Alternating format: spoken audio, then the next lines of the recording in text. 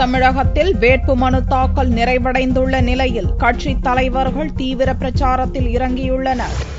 கடந்த 29ஆம் தேதி சனிக்கிழமையன்று துவங்கிய வேட்புமனு தாக்கல் ஏப்ரல் 5ஆம் தேதி 3 மணியுடன் நிறைவடைந்துள்ளது. கடைசி நாளில் அரசியல் கட்சி வேட்பாளர்கள் உட்பட பல்வேறு தரப்பினரும் சுறுசுறுப்பாக வேட்புமனு தாக்கல் செய்தனர். மத்திய சென்னையில் முன்னாள் அமைச்சர் தயாநிதி மாறன், காங்கிரஸ் வேட்பாளர் மற்றும் சிவகங்கை திமுக வேட்பாளர் துரைராஜ், தருமபுரியில் முன்னாள் அமைச்சர் அன்புமணி உள்ளிட்ட பல்வேறு அரசியல் கட்சி பிரமுகர்கள் கடைசி நாளில் வேட்புமனு தாக்கல் செய்தனர். தமிழகத்தில் 38 வேட்பாளர்களை அறிவித்த காங்கிரஸ் கடைசி நாளில் தென் சென்னைக்கு பரணி மற்றும் ஆலந்தூர் இடைத்தேர்தலில் நாஞ்சில் பிரசாத்தும் வேட்பாளர்களாக அறிவிக்கப்பட அவர்களும் வேட்பு மனுவை முடித்துள்ளனர். வெள்ளிக்கிழமை நிலவரப்படி 68 பெண்கள், 698 ஆண்கள் என மொத்தம் 758 வேட்பாளர்கள் லோக்சபா தேர்தல் களத்தில் உள்ளனர். ஆலந்தூர் இடைத்தேர்தலில் 7 ஆண் வேட்பாளர்கள் மட்டும் போட்டியில் உள்ளனர். வேட்புமனு தாக்கல் முடிவடைந்துள்ள நிலையில் திமுக கூட்டணியில் தலைவர் கருணாநிதி, அதிமுக பொதுச் செயலாளர் ஜெயலலிதா, தேமுதிக தலைவர் விஜயகாந்த் உள்ளிட்டோர் தங்களது தேர்தல் பிரச்சாரத்தை தீவிரப்படுத்தியுள்ளனர்.